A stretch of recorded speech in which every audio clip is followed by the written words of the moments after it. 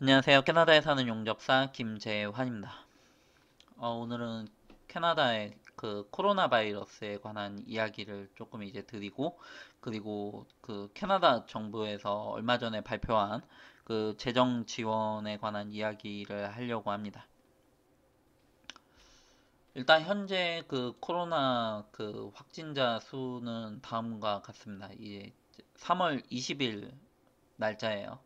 지금 확진자로 통계가 된 숫자인데 이제 그 조금씩 늘었어요. 막 엄청 이렇게 막 가파르게 이렇게 팍팍 늘진 않았어도 전체적으로 이렇게 조금씩 늘고 있는 추세인 것 같습니다.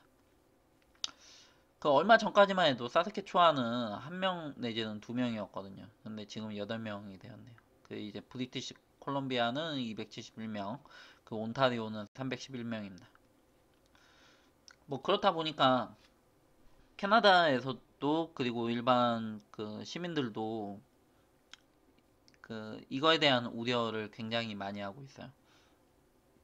그리고 저희 같은 경우에는 보통 그 3, 4월 달쯤이 되면 그 이제 사이트에서 현장에서 플랜트를 이렇게 셧다운을 해요. 공장을 보일러를 끈다라는 거죠. 보일러를 끄고 그 청소를 하고 그 이제 저희 같은 기술직 그 노동자들이 들어가서 뭐 수리, 유지, 보수 등의 작업을 하는 겁니다. 그래서 보통 이쯤 되면은 그 사람을 많이 뽑아요. 사람을 많이 뽑는데 지금은 다 연기가 되고 취소가 되고 있어요. 일단 시작할 예정이었던 일들은 지금 그런 상황이고요. 그리고 진행되고 있던 일들도 뭐 인원을 축소를 한다든지 뭐 레이오프를 시킨다든지 뭐 이러고 있는 상황입니다. 일과하기가 정말 어려워요.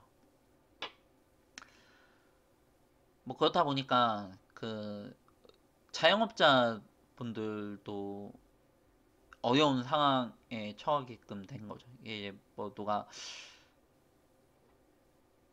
뭐 다들 집에서 안 나오니까 그렇죠. 그 이제 다들 집에서 안 나오고 그 이제 사람 만나기를 꺼리다 보니까 뭐 가능하면은 이제 외식도 덜하게끔 되는 거고 뭐 영화관이라든지 뭐 이런 데 당연히 안 가죠. 그리고 일반 자영업 하시는 분들도 뭐 자인지 타인지는 모르겠는데 지금 보면은 영업 시간도 많이 줄이고 있어요. 그리고 은행들 이제 지점들 이렇게 당분간 이렇게 문 닫는다라는 그 공지도 뜨고 그리고 학교도 이렇게 휴학 상태이죠. 뭐 다행히 저는 일을 하고 있지만 어, 이 어디는 그렇게 진행을 하고 있고 이게 주마다 이렇게 지역마다 조금 이제 달라가지고 뭐 일일이 뭐 나열하는 거는 그렇게 큰 의미가 없는 것 같고 뭐 상황이 더 악화가 되면은 더 심해질 거고 조금 이제 나아지면은 점차 이제 풀리지 않을까 합니다. 뭐 어찌 되었든 이 코로나 바이러스의 그 직접적인 그 가장 큰 피해자라고 할 수가 있는 게 그 저소득층이에요.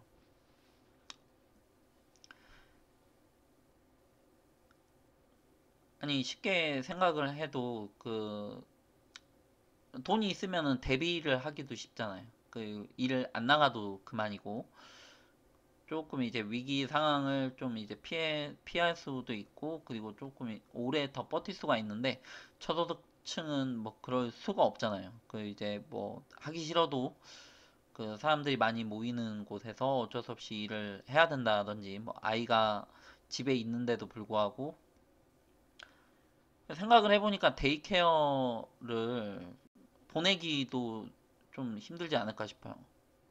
뭐 데이케어를 안 보내고 학교를 안 보내면은 집에 있어야 되는데 그럼 부모가 같이 있어야 되는 거죠. 갑자기 그런 생각이 들었습니다. 그 이제 많은 부분에서 조금 이제 어려움이 있죠. 어찌되었든 그 이제 저소득층과 그 자영업자들이 이제 가장 큰 어려움에 어려움에 처해 있다. 이제 이들을 이제 정부에서 이제 좀 돕기 위해서 정책을 발표를 했습니다. 2020년 3월 18일이에요. 지금 이 그 사이트는 한국어 사이트는 아니고 그 캐나다 가버넌먼트 사이트인데 영어로 되어 있죠. 뭐 당연히 영어로 되어 있고. 그런데 이거 한국어로 번역을 할 수가 있어요. 그 이제 마우스에서 오른쪽 커서를 누르면 한국어로 번역이 있거든요. 그래서 번역을 했습니다. 그래서 좀 주요한 내용들 그리고 저한테 뭐 직접적으로 연관이 되는 내용들 위주로 볼 거예요. 그 이제 어 뭐 다른 필요한 내용들은 뭐 직접 이렇게 여기서 뭐 쉽게 보실 수 있지 않을까 합니다. 2020년 3월 18일 총리는 이 어려운 시기에 경제를 안정시키는 데 도움이 되는 새로운 경제 조치를 발표했습니다. 근로자와 기업에 최대 270억 달러의 직접적인 지원을 제공할 것입니다. 라고 합니다. 병가나 검역소에 있거나 아동을 돌보기 위해 집에 있어야 하는 유급 병가가 없는 그 이제 병가를 냈는데 그 유급은 돈이 나오는 거죠. 그 이제 병가 수당을 주는 건데 이 이거는 무급일 경우에 그냥 그 돈을 안 받고 병가를 낸 거예요. 이럴 경우에 그 이 아이 질병 수당을 청구를 할 수 있는 것 같아요. 그리고 최대 15주 동안 격주로 최대 900불을 준다라고 합니다. 그런데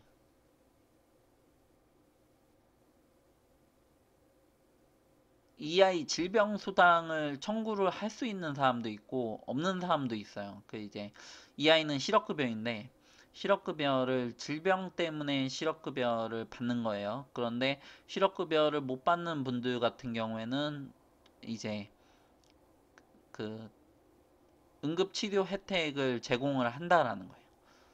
따로 응급치료 혜택을 제공을 한다. 학교도 휴학이고 뭐 데이케어도 보내기가 힘들죠. 어떻게 감염이 될지 모르니까 뭐 다들 다 같이 집에 있어야 되는 상황이어서 그래서 어떻게 이거를 신청을 하고 받을 수 있는지에 관한 내용이 이어집니다. 넘어갈게요. 근로자를 위한 장기 소득 지원이라고 있어요. 일자리를 잃거나 시간이 줄어든 그 캐나다인의 경우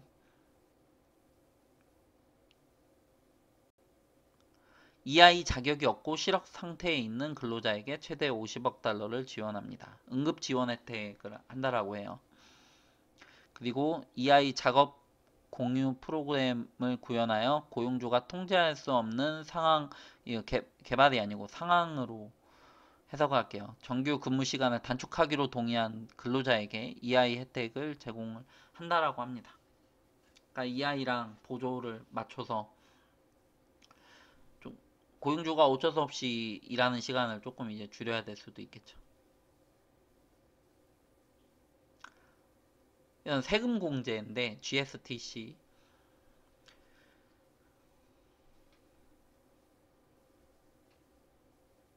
독신 개인의 경우는 400불, 부부의 경우는 600불에 가깝다라고 합니다.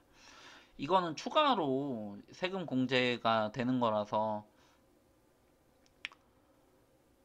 저는 이미 소득 그 신고를 했거든요.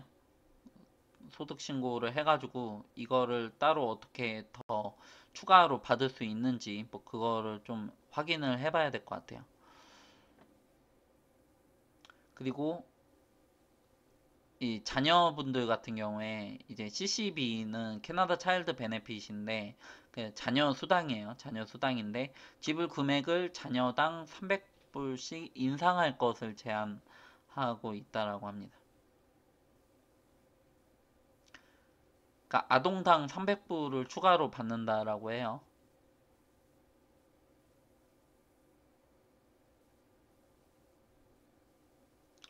이 노숙자분들 이제 그 밀집되지 않게끔 지원을 한다라고 하고 뭐 여성 보호소 성폭행 센터 여기도 뭐 이렇게 밀집된 지역이죠. 이거를 조금 이제 뭐 여기에도 지원을 한다라고 합니다. 아, 그리고 현재 대출 상황 가정에 있는 학생 대출 같은 경우에 그 이제 스튜던트 론을 받은 거죠. 6개월 무이자 모라토리엄을 배치를 한다라고 해요. 그 납세자의 유연성은 그 이제 그 소득 신고를 저희는 했는데 그 이제 조금 신고를 연기할 수 있도록 소득세 금액 지불을 연기할 수 있도록 허용을 한다라는 거예요. 뭐 저는 임금 이제 받을 때 임금 소득자니까 그 주급이죠. 그 이제 주마다 받으니까 이제 주급 받을 때 세금이 띄어져서 나와요. 그런데 그 이제 비즈니스를 하시는 자영업자들 같은 경우에 아니면은 셀프 인플로이드 뭐 그 컨트랙터 같은 경우에 그 개인 사업 하시는 분들 같은 경우에는 이제 소득 신고를 자신이 직접 하고 소득세를 직접 내야 되는 거죠. 그런데 이거를 연기할 수 있도록 허용을 한다라는 거예요. 금융기관의 역할 이게 좀 중요하죠. 그 이제 어 저한테는 좀 해당 사항이 있어요. 이거랑 그 위에서 그 뭐냐 세금 혜택 그게 저희한테 해당이 있는 것 같아요.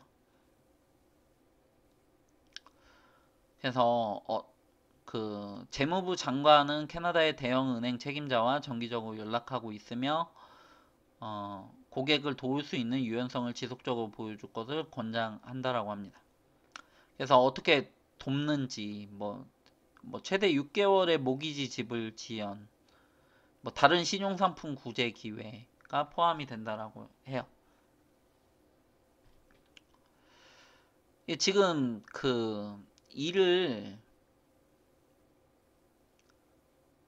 구하기가 조금 어려운 상황이거든요. 그 뭐 전체적으로 다 그 위축이 되어 있기도 하고 신규로 진행되는 것들은 취소가 되거나 뭐 연기가 되거나 뭐 그런 상황이니까. 그런데 이 신용상품이라고 하는 거는 이제 제가 봤었을 때는 뭐 퍼스널 론이나 라인 오브 크레딧 같은 대출 상품을 이야기하는 게 아닐까 싶어요.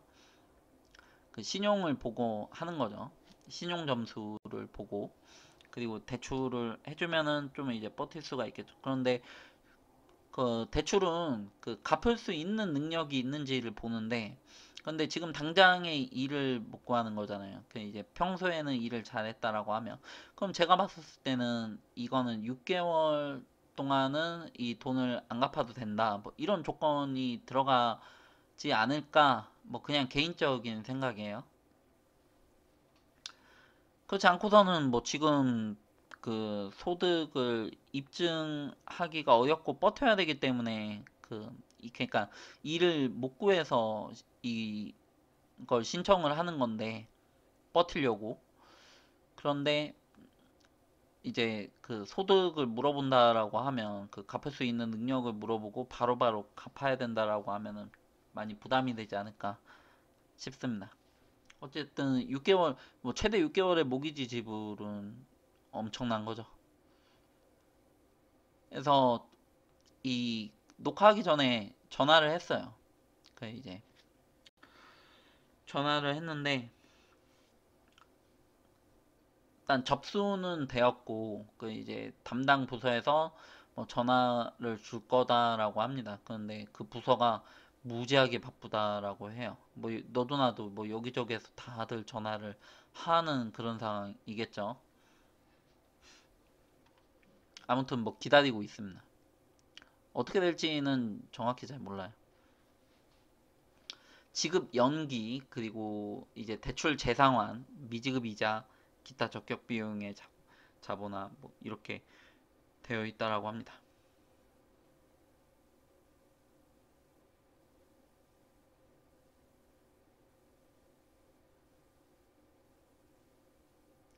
CMHC는 대출 기간이 지불 지연을 즉시 시작할 수 있도록 허용합니다라고 해요.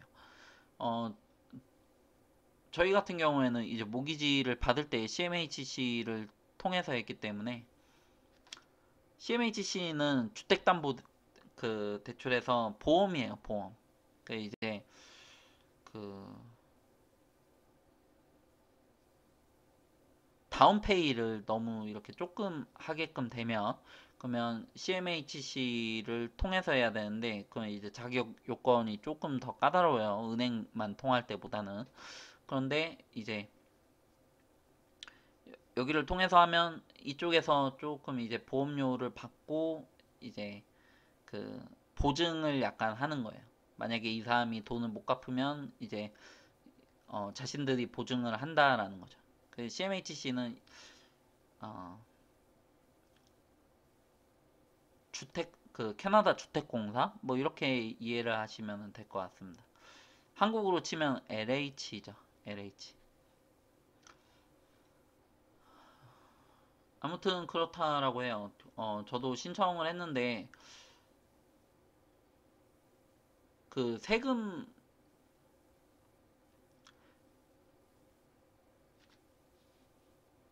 그 재산세가 있죠. 집을 사게끔 되면 재산세가 있는데 저희가 재산세를 이제 신청을 했어요. 조금 이제 연기해달라 뭐 이렇게 신청을 했는데 그거는 조금 이제 빨리 받아들여져서 뭐 그렇게 해주겠다라고 이야기를 해요. 천만 다행이죠.